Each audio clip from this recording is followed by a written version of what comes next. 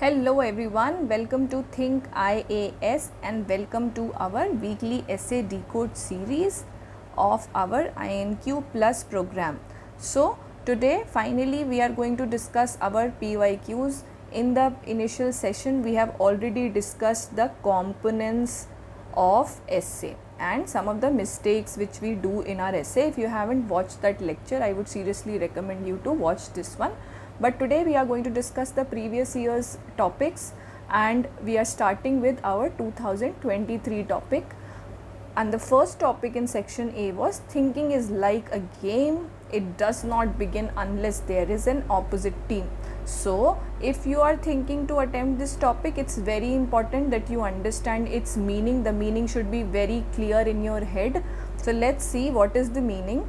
So this topic is telling you an analogy. Analogy किसके बीच में? Analogy between thinking और game.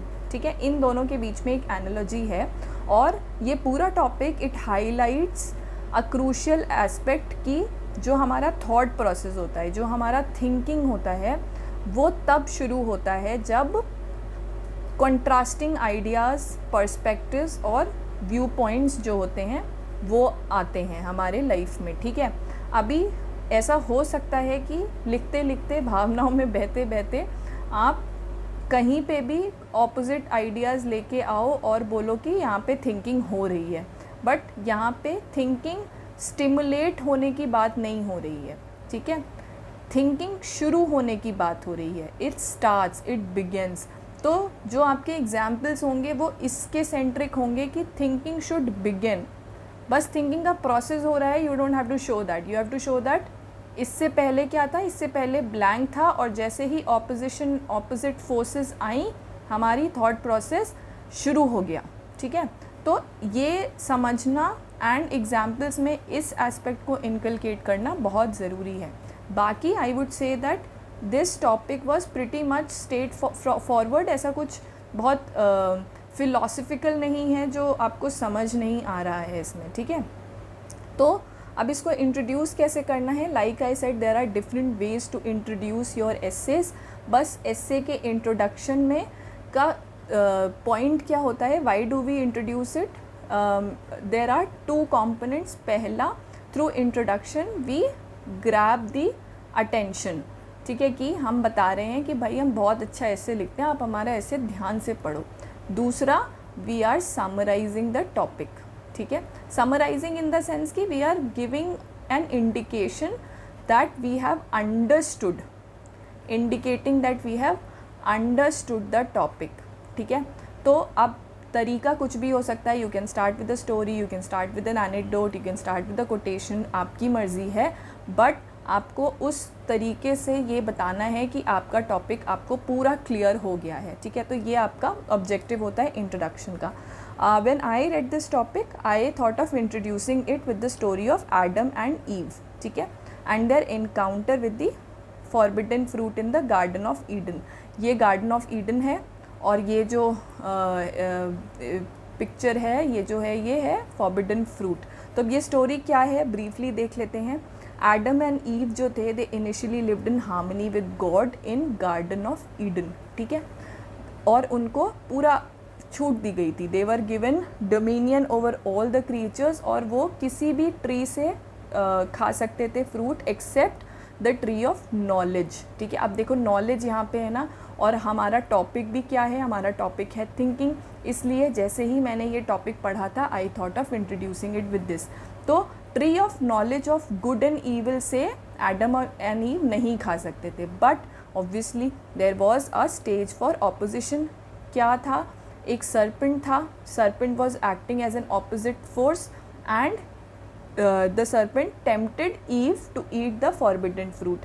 ठीक है, और ईव टेम्प्ट हो गई, ईव भी टेम्प्ट हो गई, एडम भी टेम्प्ट हो गए एंड फाइनली दोनों ने वो फॉरबिडन फ्रूट खा लिया and it led to their expulsion from the garden of Eden. ठीक है, फिर उसके बाद क्या हुआ कि ये तो एक एक्ट ऑफ डिसोबीडियंस था, but it was a pivotal moment in human history. क्यों? क्योंकि both Adam and ewe gain knowledge gained knowledge, self awareness and ability to discern between good and evil. मतलब हमारा जो कॉग्निटिव ट्रांसफॉर्मेशन था कि हम differentiate कर पा रहे हैं क्या गुड है क्या ईविल है, इट स्टार्टेड विद दिस. ठीक है, तो I thought this was a very good story to begin this entire topic. अगर आपको ये स्टोरी नहीं पता है, obviously you can begin it with other things also. मैंने कुछ कॉमन स्टोरीज इंट्रोड्यूस की हैं, जैसे कि अशोका एंड कलिंगा वॉर से भी आप ये शुरू कर सकते हो. जस्ट वेरी ब्रीफली कैसे कि कलिंगा वॉर हुआ, Ashoka wandered through the war torn battle. इससे पहले अशोका जो है वो करते थे कि हमें सब कुछ एनेक्स करना है एंड इंडिया का एम्परर पूरा इंडिया कैप्चर करना है and India and beyond also. ठीक है, बट अभी क्या है कि कलिंगा वॉर के बाद जब उन्होंने डिवेस्टेशन देखा तो उनको उनका एक धर्म परिवर्तन हुआ. और ये जो ट्रांसफॉर्मेटिव चैलेंज था ये एक ऑपोजिट टीम हो सकती है. ठीक है, पहले पास्ट वाले अशोका एंड प्रेजेंट वाले अशोका, ये दोनों ऑपोजिट टीम दिखा रही हैं. और जो सफरिंग थी that led to a moral dilemma and it became the opposing force and it led to a profound shift in his thinking. तो अब उनका थिंकिंग स्टार्ट हुआ, पहले बैरी घोषा था और अब वो धम्म घोषा से रिप्लेस हो गया. ठीक है, तो बिगिन हुआ, क्या चीज़ बिगिन हुई, धम्म घोषा. ठीक है, कैप्चरिंग थ्रू धम्मा. तो ये भी स्टोरी आप डाल सकते हो. फिर एक और स्टोरी है काफ़ी इसमें फिट बैठ रही है, फिलोसफिकल ड्यूल जो था हमारा आदि शंकराचार्य और मीमांसा स्कूल के जो फाउंडर बोल सकते हैं मंदना मिश्रा के बीच में. हमें पता है आदि शंकराचार्य जो है अद्वैता के फाउंडर हैं और मंदना मिश्रा मीमांसा स्कूल के फाउंडर हैं. ये स्कूल ऑफ फिलोसफी क्या बोलती है इसको मैंने ब्रीफ में लिख दिया है यहाँ पे. मतलब जैसे अगर आप ऐसे में भी इंट्रोड्यूस करते हो तो थोड़ा सा आपको बताना पड़ेगा, because you can not assume कि आपके जो एग्जामिनर हैं, इवैल्यूएटर हैं, उनको सब पता होगा. तो एक लाइन में आपको थोड़ा बताना पड़ेगा. ठीक है, तो इनका जो डिबेट हुआ, डिबेट के बाद ये डिबेट काफ़ी इंटेंस था क्योंकि दो फिलोसफिकल जायंट्स के बीच में ये डिस्कशन था. ठीक है, it was an epic encounter of wits. और फिर डिबेट में धीरे धीरे शंकराचार्य जी जीत रहे थे. फिर Mandana Mishra's wife came in and intervened and she challenge Shankaracharya की इन अ यूनिक ट्विस्ट की. ठीक है, now we'll start debating on matters of marital life and love. ठीक है, और ये सब्जेक्ट जो था it was unfamiliar to Shankaracharya because he was a celibate. फिर इससे क्या हुआ कि it even forced Shankaracharya to momentarily set aside his ascetic identity and undertake the life of a householder. ठीक है, but debate continued and finally Shankaracharya he emerged as the victor.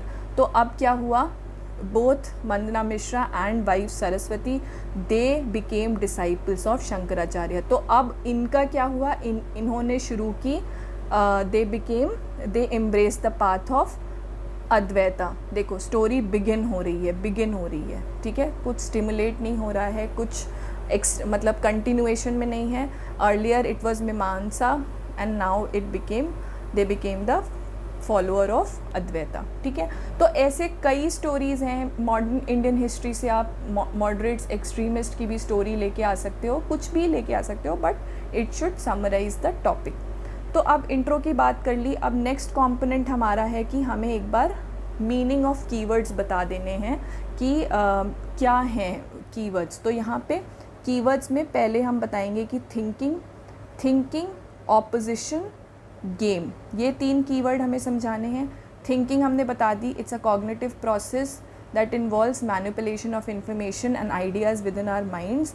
Even though it seems as a solitary process, it thrives when it encounters opposition. अब ये वाली जो line है ना, ये even though से लेके अभी तक ये क्यों इंक्लूड की है, ये इंक्लूड की है कंटिन्यूएशन लाने के लिए, फ्लो लाने के लिए. ठीक है, जो ये डाउट होता है कि हम ऐसे में फ़्लो कैसे लाएं आइडियाज़ के बीच में. अब ऐसा थोड़ी है कि आपने जीएस का आंसर जैसे लिखते हो कि thinking means this, opposition means this, games means this, ऐसे नहीं लिखना है. थिंकिंग लिखो फिर उसको ऑपोजिशन से कनेक्ट करो और फिर ऑपोजिशन बताओ, ठीक है।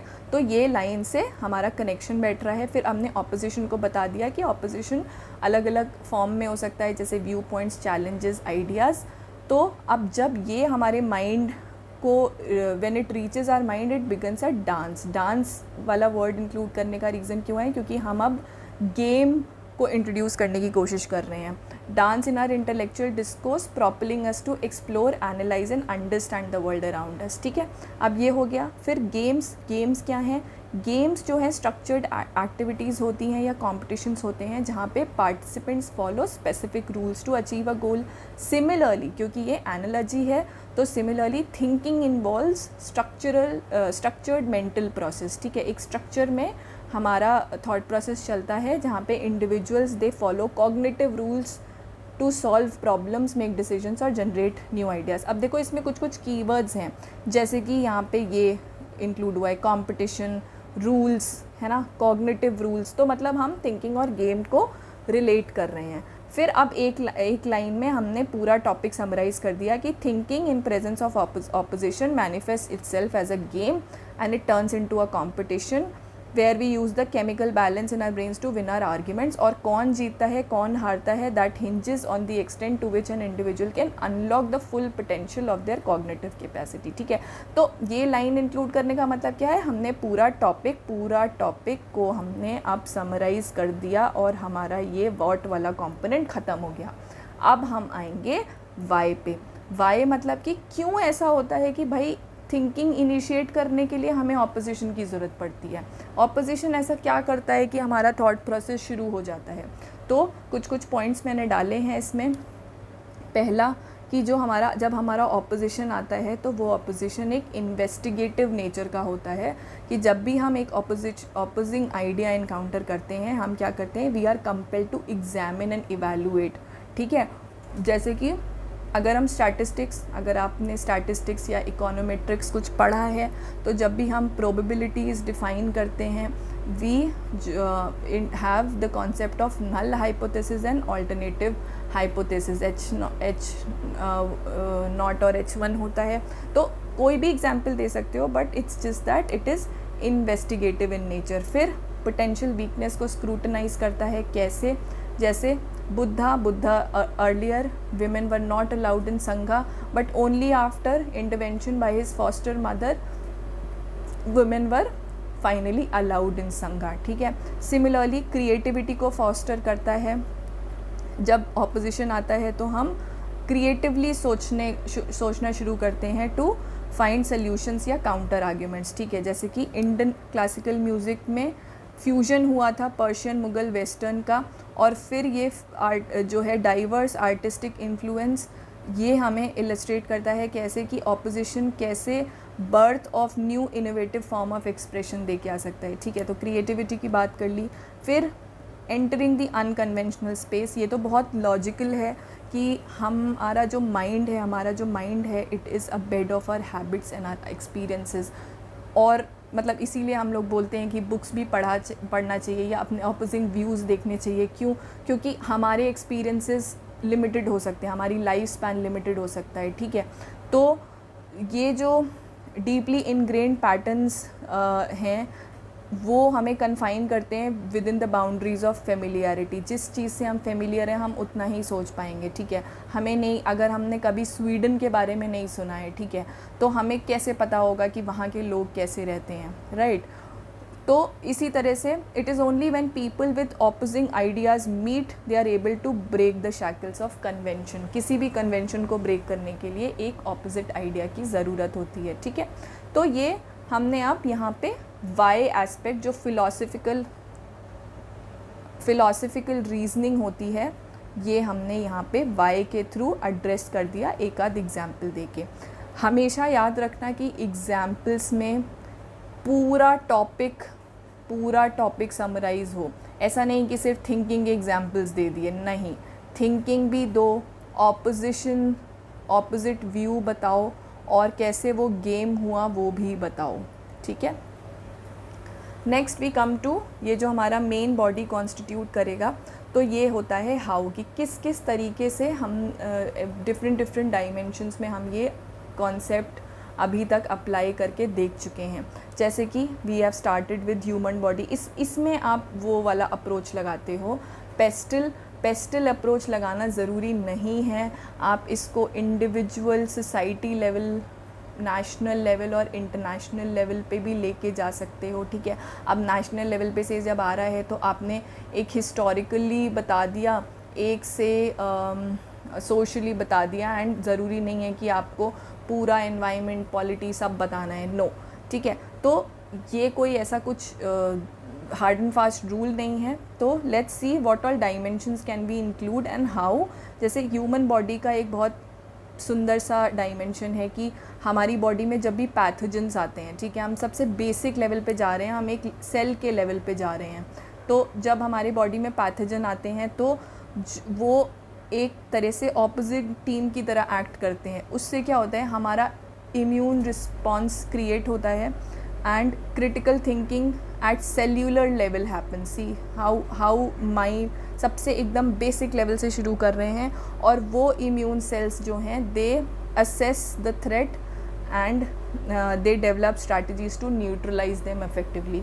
सिमिलरली अब किसी इंडिविजुअल लेवल पे जाना है, इंटेलेक्चुअल एक्सप्लोरेशन की बात करनी है, तो जैसे अकबर ने इबादत खाना जो बनाया था कि यहाँ पे स्कॉलर्स आएँ और डिबेट करें, रिलीजियस डिबेट या नॉन रिलीजियस सेक्युलर डिबेट्स भी, तो उसका भी ये पर्पस था, intellectual exploration. Similarly we can talk about spiritual, जैसे हमने अभी देखा आदि शंकराचार्य, स्पिरिचुअल तो नहीं है but it is philosophical. Spiritual में you can talk about Bhagavad Gita, 700 verse का सेक्रेड टेक्स्ट है जो कि बहुत ज़्यादा मतलब इंटेलेक्चुअल एंड मॉरल डिबेट बताता है। एंड यहाँ पे कौन कौन से ऑपोजिंग आइडियाज़ हैं, duty versus renunciation, action versus inaction and devotion versus knowledge, ठीक है। और अर्जुन का जो इनर कॉन्फ्लिक्ट था एंड कृष्ण, भगवान कृष्ण की जो गाइडेंस थी, they exemplify how opposition can lead to spiritual growth and a deeper understanding of one's path in life, ठीक है। सिमिलरली दूसरा रिलीजियस एंगल आप लेके यहाँ पे आ सकते हो। अगेन हिंदू जो कॉन्सेप्ट है डुअलिटी का, ये भी इसी पे है कि ऑपोजिंग प्रिंसिपल्स जो हैं साथ में को एग्जिस्ट करते हैं एंड एक दूसरे को कॉम्प्लीमेंट करते हैं इन द कॉस्मिक बैलेंस, ठीक है। जैसे कि हमारे जो डीटीज़ हैं शिवा एंड विष्णु, शिवा बताते हैं डिस्ट्रक्शन, विष्णु प्रेजर्वेशन, ठीक है। तो ये भी कॉन्ट्रास्टिंग डेटीज़ हैं, ठीक है। तो ये हो गया कुछ डायमेंशन। फिर ये हमारे जो जनरल डायमेंशंस होते हैं, पॉलिटिकल, आईआर, साइंटिफिक, टेक्नोलॉजिकल। तो इसमें पॉलिटिकल में आप बहुत सारे इंडिया से रिलेटेड एग्जाम्पल डाल सकते हो, मैंने नहीं डाला है क्योंकि आपको पता ही होगा। मंडेला और अपार्थीड रिजीम के बारे में डाल सकते हो कि मंडेला ने कैसे, नेल्सन मंडेला ने कैसे इसको जो ये ऑपोजिट फोर्स है उनको एंगेज किया डायलॉग एंड नेगोशिएशन में विद हिज ऑप्रेसर्स। इवन उन्होंने अपने जो प्रेसिडेंशियल इनॉग्रेशन था उसमें उन्होंने अपने जेलर को इनवाइट किया था, अपने ऑप्रेसर को इनवाइट किया था। एंड ये जो स्ट्रैटेजिक गेम था it eventually led to dismantling of apartheid and establishment of a democratic South Africa, ठीक है। आईआर में भी आप बता सकते हो कोई भी ट्रीटी हुई हो जो डाइवर्जेंट इंटरेस्ट के डिफरेंट कंट्रीज़ के डिफरेंट इंटरेस्ट होते हैं, जैसे यूएस, ईरान और बहुत सारे यूरोपियन नेशंस ने मिल के जो है ईरान न्यूक्लियर डील किया था, ठीक है। डिफरेंट कंसर्न्स को यहाँ पे एड्रेस किया था। सिमिलरली साइंटिफिक अचीवमेंट में आप आइंस्टाइन के बारे में लिख सकते हो। आइंस्टाइन बहुत ज़्यादा इंगेज करते थे ऐसे डिबेट्स वगैरह में, और फिर eventually that ultimately revolutionised our understanding of space, time and gravity, ठीक है। तो ऐसे करके आपके पास भी बहुत सारे एग्जाम्पल्स होंगे। आपको बस इस डायमेंशन में सोचना है कि क्या ऑपोजिट फोर्सेस आई और क्या चीज़ नई क्रिएट हुई, ठीक है। ऐसे करके आपको सोचना है और you can include that as an example. फिर अब हम आ जाते हैं एंटीथीसिस और चैलेंजेस पे। एंटीथीसिस की तरह से भी आप इसको लिख सकते हो, या अगर आपको एंटीथीसिस नहीं लिखना है तो इस टॉपिक में कि भाई ऑपोजिट फोर्सेस आती हैं, it also create some challenges. कैसे? ऑपोजिशन जब आता है it can lead to polarisation, stubbornness and a lack of constructive dialogue, ठीक है। तो इससे क्या होता है, इससे जो है productive exchange of ideas hinder होता है, ठीक है। जो हमारा टॉपिक है इसके विपरीत अब हम जा रहे हैं। सो इन सम केसेस इंडिविजुअल्स और ग्रुप्स में become so entrenched in their positions that they reject opposing view points outright, कि हम मतलब वो जो ईगो वाली चीज़ आ जाती है, और इससे क्या होता है, इंटेलेक्चुअल ग्रोथ स्टम्प होती है। Again we are saying that thinking process जो है वो बिगिन नहीं होता है, बल्कि और एक तरह से एक उसमें डॉर्फ मतलब स्टम्पिंग होती है, ठीक है। तो इसमें एग्जाम्पल आप डाल सकते हो आइंस्टीन। अगेन जब वो जर्मनी में थे तो नाज़ी ने उनके जो साइंस है उसको जूइश साइंस की तरह से लेबल किया था, और बहुत आइंस्टीन को बहुत प्रॉब्लम हुई थी। Finally Einstein decided to leave Germany and stay in Princeton thankfully, ठीक है। तो ये आप चैलेंजेस में डाल सकते हो। एडिशनली इंटरनेशनल रिलेशंस में भी हम देखते हैं कि जब बहुत ज़्यादा ऑपोजिंग इंटरेस्ट होते हैं तो ऐसा ज़रूरी नहीं है कि कोई एक ट्रीटी साइन हो ही जाती है, जबकि ऐसा भी है कि कॉन्फ्लिक्ट्स जो हैं वो एस्केलेट हो जाते हैं और टेंशन्स, जियोपॉलिटिकल टेंशन्स बढ़ जाती हैं और वॉर भी हो सकती है। बहुत सारे एग्जांपल्स हैं हिस्ट्री में भी और प्रेजेंट भी चल रहे हैं, ठीक है, in with respect to war या with respect to escalating conflicts. तो अब it is essential to acknowledge कि ये जो ऑपोजिशन का रोल है that is not without obstacles, ठीक है। ऐसा नहीं है कि सब कुछ स्मूथ चले जा रहा है, नो, ऑब्स्टिकल्स हैं और पोटेंशियल ड्रॉबैक्स भी हैं। तो दिस इज़ आर एंटीथीसिस कि हमने एक पैराग्राफ में इसको बता दिया कि yes we also understand that this is not a smooth process and this is not universally applicable. फिर उसके बाद अब सिंथेसिस बता दीजिए। सिंथेसिस मतलब we are again reinforcing our topic. कैसे हम बोल रहे हैं कि okay there are opposing view points, but ये encounters with opposing view points ये जो हैं they should be approached with an open mind, ठीक है। Open mind, fostering a climate of respectful dialogue rather than adversarial confrontation। तो ये इससे हम चैलेंजेस जो हमने अपना वापस अपना टॉपिक को रीइंफोर्स कर दिया। मेजर्स और सजेशंस अगर देने हैं तो अगेन यही चीज़, जैसे ओपन माइंड हो गया तो हम एक कॉमन ग्राउंड सीख कर सकते हैं। We can focus on shared objectives and we can maintain a spirit of constructive engagement. We can harness the power of opposing team to tackle complex issues and drive progress, ठीक है। तो जैसे कि modern history में extremist का view point क्या था, उनका जो पैशन था, एंड मॉडरेट्स जो थे थोड़े प्रेगमेटिक डिप्लोमेसी में बिलीव करते थे। इन दोनों का फ्यूजन हुआ एंड इवेंचुअली जो फ्रीडम मूवमेंट जो है वो इवॉल्व हुई and it adapted to changing circumstances. तो ये तो हमारा अब हो गया सिंथेसिस, ठीक है। तो we have addressed all the dimensions. अब हम आ जाते हैं सीधे कंक्लूजन पे कि अब हम इसको कंक्लूड कैसे करेंगे। तो मैंने इसको एडम ईव की स्टोरी से शुरू किया था, तो मैं उसी के बारे में थोड़ा उसी से कनेक्ट करके एक फ्यूचरिस्टिक और एक पॉजिटिव टोन लेके आना चाहती हूँ, ताकि और I am also connecting it to my intro, ठीक है।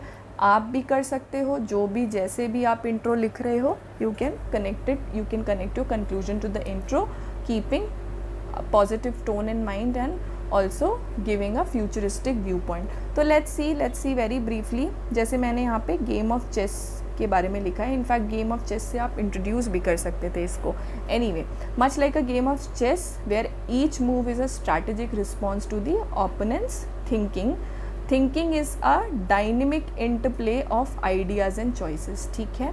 As we contemplate the garden of Eden. अब देखो हम वापस इंट्रो पे आ गए, और सर्पेंट का जो टेम्पटेशन है, जैसे ही हम वो कंटेम्पलेट करते हैं और जो हमारे एंसेस्टर्स हैं उन्होंने जो डिसाइड किया, we glimpse the essence of thinking as a game with high stakes, ठीक है। ये हम पूरा टॉपिक लेके आ रहे हैं।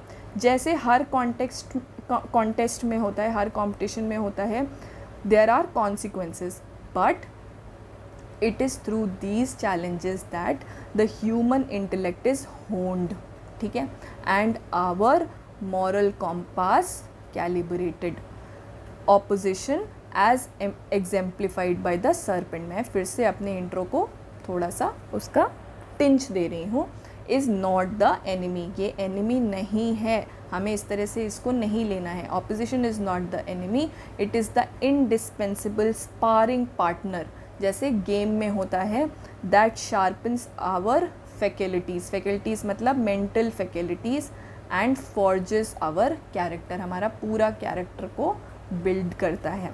द गेम कंटिन्यूज़, अब यहाँ पे मैं क्या कर रही हूँ, यहाँ पे I am connecting it with future, कि अभी ये गेम कंटिन्यू हो रहा है, and in every move we inch closer to the wisdom that lies at the heart of human experience. ठीक है, तो यहाँ पे मैंने एक तरह से टॉपिक भी समराइज़ कर दिया, मैंने थिंकिंग के बारे में बता दिया, मैंने गेम के बारे में बता दिया, मैंने इसको अपनी इंट्रोडक्टरी स्टोरी से कनेक्ट भी कर दिया, और मैंने एक फ्यूचरिस्टिक विजन भी लेके आई, और overall my tone was positive.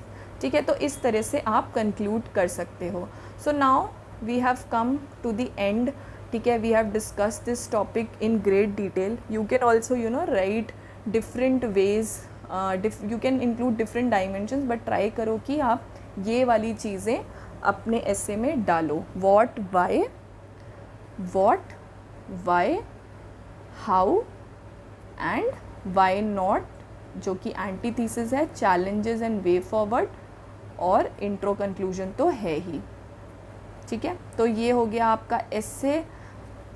If you have any doubt you can visit the channel of think IAS on Telegram. ठीक है, you can visit the channel for, and if you have any doubts you can just go to the contact section and contact us. ठीक है, thanks a lot, keep studying and keep enjoying whatever you study.